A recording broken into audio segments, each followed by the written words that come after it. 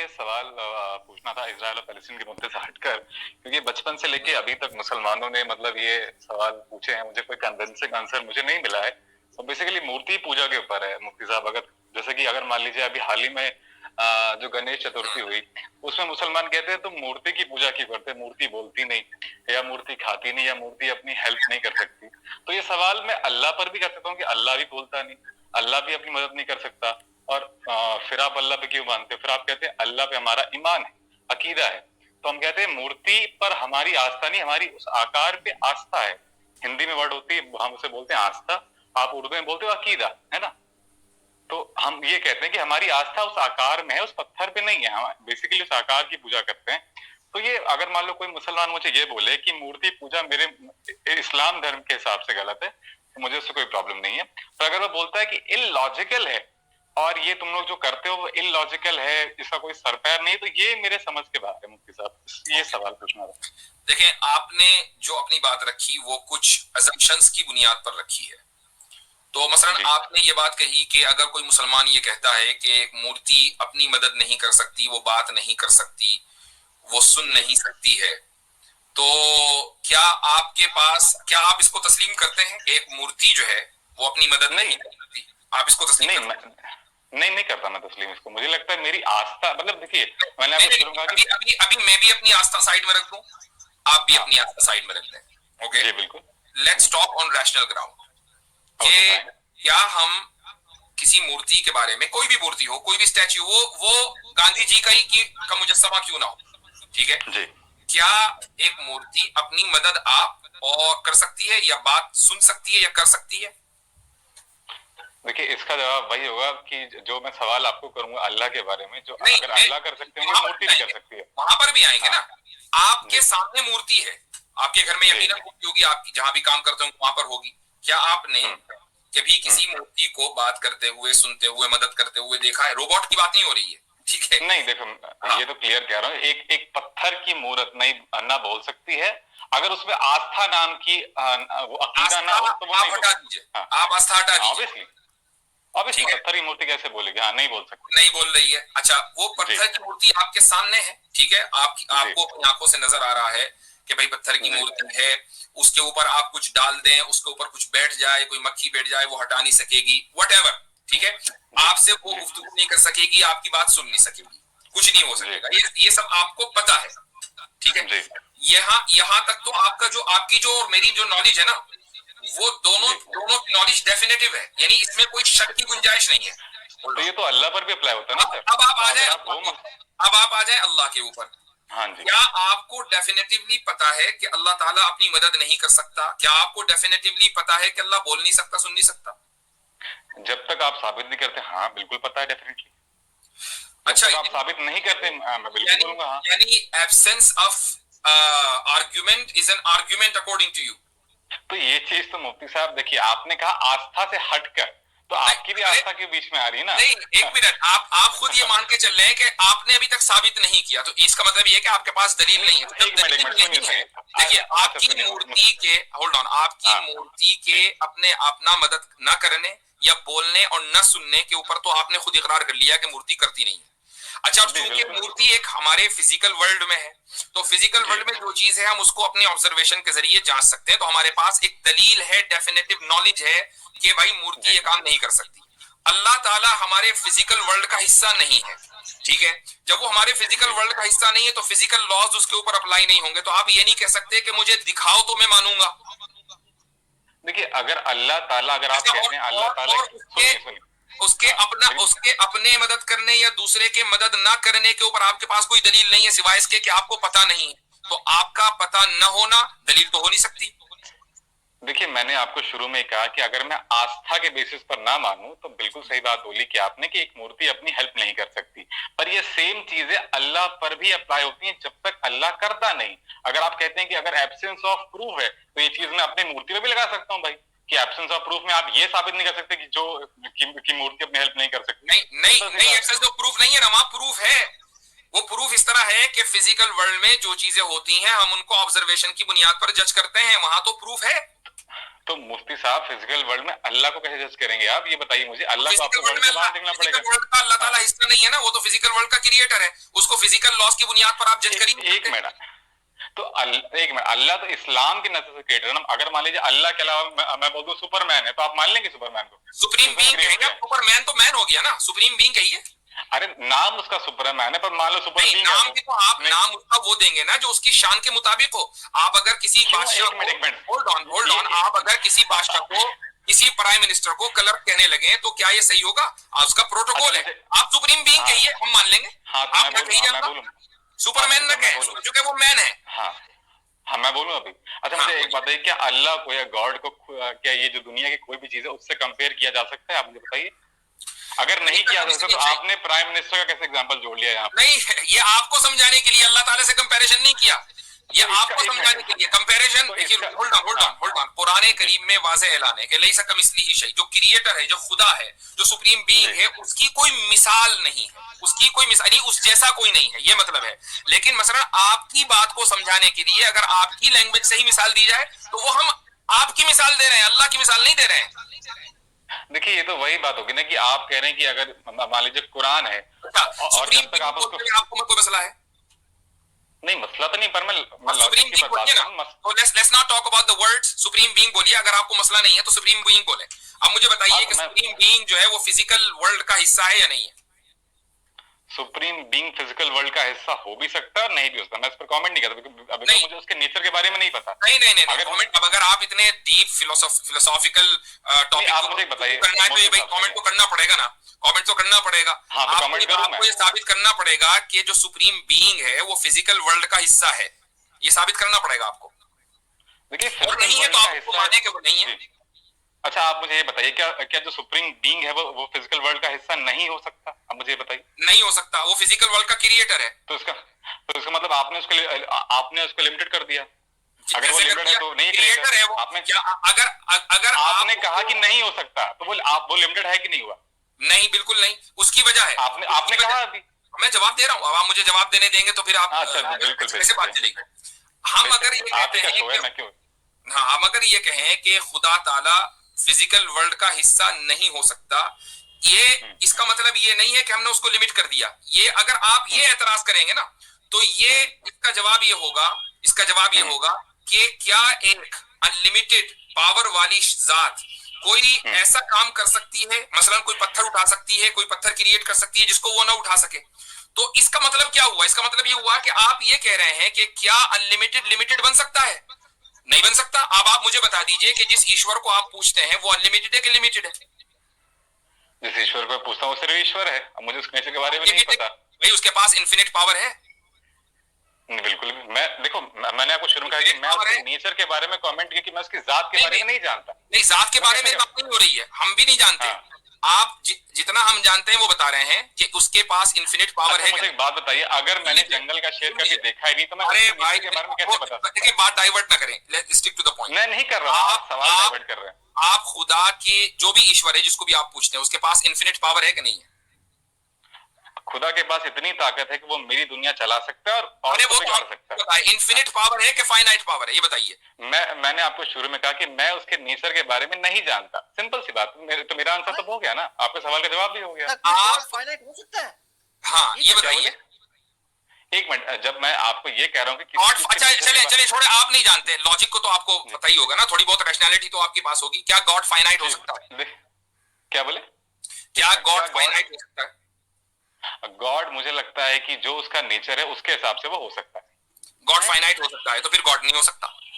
जी देखिए, मैंने बोला कि जो उसका नेचर है उसके हिसाब से हो सकता है। उसमें आप कुछ भी ऐड कर ले। आप तो नेचर जानते नहीं है ना, आप तो नेचर जानते नहीं है। देखिए, अगर आप अभी मैं कह रहा हूं, देखिए एक मिनट, मैं नेचर कर सकते हैं जब आपको फिलॉसफी या रैशनैलिटी आती होगी। अब आप कुछ भी कहने लगे, हंसने लगे, मैं कुछ भी कहा।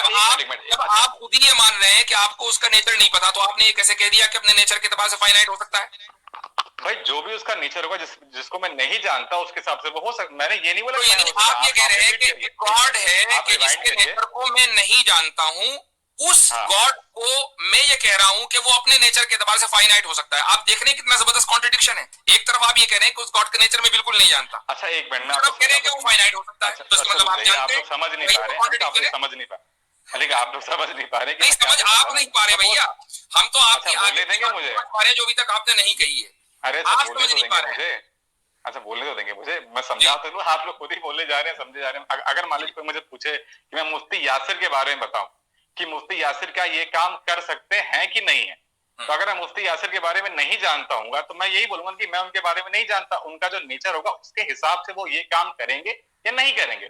तो मैंने आपके सवाल का ऐसे ही जवाब दिया सर। जी नहीं, और आप लोग आपने ये कहा, एक तो आपने ये फॉल्स इक्विवेलेंस है, जाहिर सी बात है कि एक इंसान के बारे में मुझे आप नहीं जानते हैं, इतना ही कह सकते हैं। मैं आपकी जिंदगी में दखल नहीं डालने वाला नहीं हूं, मैं आपकी जिंदगी नहीं चला रहा हूं, आपकी जिंदगी मेरे ऊपर डिपेंड नहीं करती है, मेरा आपसे कोई आमना सामना कभी मुलाकात नहीं है। जिस ईश्वर को आप दिन रात याद कर रहे हैं, जिसके सामने आप हाथ बांधकर खड़े होते हैं, जिसकी आप पूजा करते हैं, जिसके बारे में आपका ये अकीदा है कि वो आपकी जिंदगी को चला रहा है, वो आपको बनाने वाला है, वो आपको खिलाने वाला है, पिलाने वाला है, इसका मतलब ये है कि वो आपकी जिंदगी में इतना दखील है, उसके बारे में आप ये कहें कि नहीं हमें तो बिल्कुल भी पता नहीं है कि वो फाइनाइट है या इनफिनिट है, तो भाई ये तो जबरदस्त कॉन्ट्रडिक्शन है। मुझे अच्छा, आप मुझे ये बताइए, आवाज आपकी कट गई है। अगर वो मेरी जिंदगी में इम्पैक्ट कर रहा है तो मैं उसकी पूछ, सपोज प्राइम मिनिस्टर है भाई, मेरा प्राइम मिनिस्टर अगर वो मुझ पर कैसा इम्पैक्ट करता है, मैं उससे मतलब रखूंगा ना भाई। उसके अफ्रीका के साथ में या किसी का क्या संबंध, मुझे क्या आपको मैं कब कह रहा हूं, मैं तो खुद ही कह रहा हूं कि आप अपने ईश्वर की पूजा करें, उसकी कोई मूर्ति ना बनाएं, क्योंकि जैसे ही आप उसकी मूर्ति बनाते हैं तो आपने फौरन आपने इन्फिनिट को फाइनाइट कर दिया, उस इन्फिनिट को आपने फाइनाइट कर दिया, चूंकि जो भी फाइनाइट होगा वो डिस्क्वालिफाइड हो गया गॉड होने से। गॉड जो है कभी भी फाइनाइट नहीं हो सकता। अगर वो फाइनाइट हो सकता तो आप ये नहीं कह सकते कि आपने खुदा को लिमिटेड कर दिया, चूंकि ये ऐसा ही है कि क्या कोई चीज जो इन्फिनिट है वो फाइनाइट हो सकती है? ये तो वो है, क्या कहना चाहिए इसको, फैलेसी बोलते हैं, ये तो फैलेसी हो गई। बात है मुफ्ती साहब कि क्या हम समुद्र के पानी को एक ग्लास में कंप्लीट कर सकते हैं? तो ये सिंपल सी बात है। बिल्कुल, क्या सर्कल स्क्वायर हो सकता है? यानी ये फैलेसी है कि नहीं है? ऐसे ही जो है एक इन्फिनिट बीइंग फाइनाइट नहीं हो सकता। देखिए, अगर आप गॉड की जात पे कमेंट करने आएंगे तो मेरे पास इसका जवाब तो ये होगा, क्योंकि आपने इसका आंसर तो नहीं दिया कि मूर्ति अच्छा एक बात है, मूर्ति क्यों अल्लाह से बेहतर या नहीं है?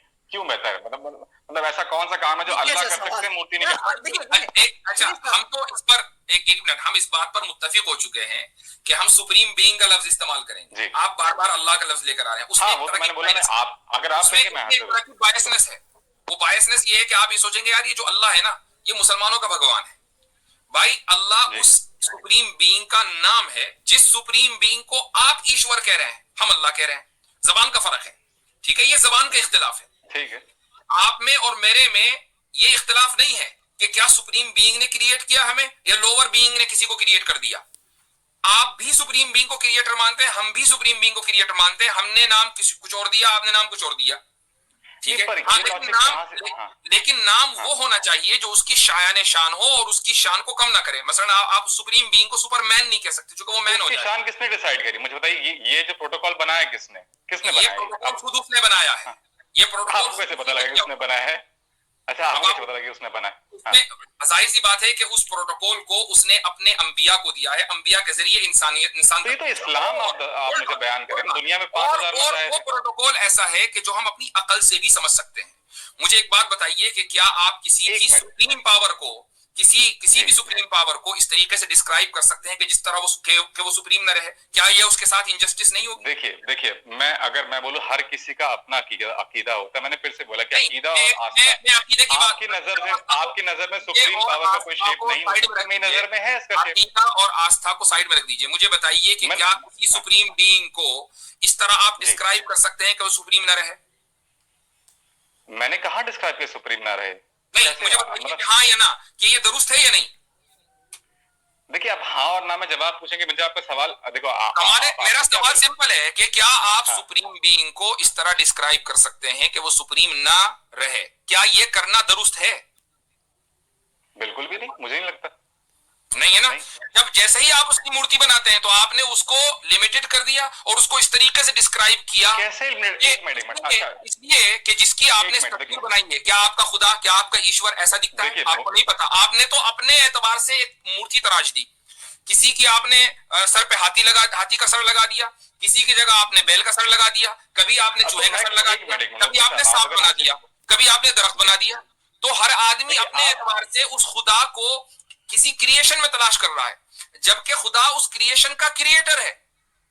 ये उस खुदा को आपने इस तरीके से बयान किया कि जो उसकी शान को कम कर देता है, और ये चीज रैशनली गलत है, इसलिए मूर्ति पूजा। देखिए, आपने रैशनैलिटी इस्लाम से जोड़ी, इसलिए आपको गलत लग रही है। अगर आप इस्लाम से ना जोड़े, जो कि आपने शुरू में कहा था कि एक बार आप इस्लाम, अकीदे और आस्था को परे रखें, तो अल्लाह पर भी वो सवाल जायज है। मैंने इस्लाम का नाम लिया ना, मैंने अल्लाह का नाम लिया। मैं बात कर रहा हूँ सुप्रीम बीइंग की, और प्योरली रैशनल ग्राउंड के ऊपर बात हो रही है, जो आपको समझ में नहीं। आपने रैशनल ग्राउंड में बात नहीं की, ये गलत बात है। आप भाई रैशनैलिटी होती है। नहीं, मुफ्ती साहब एक मिनट में आपसे, एक मिनट, ये आवाज मुझे समझ नहीं आ रही, क्या बोल रहे हैं भाई साहब?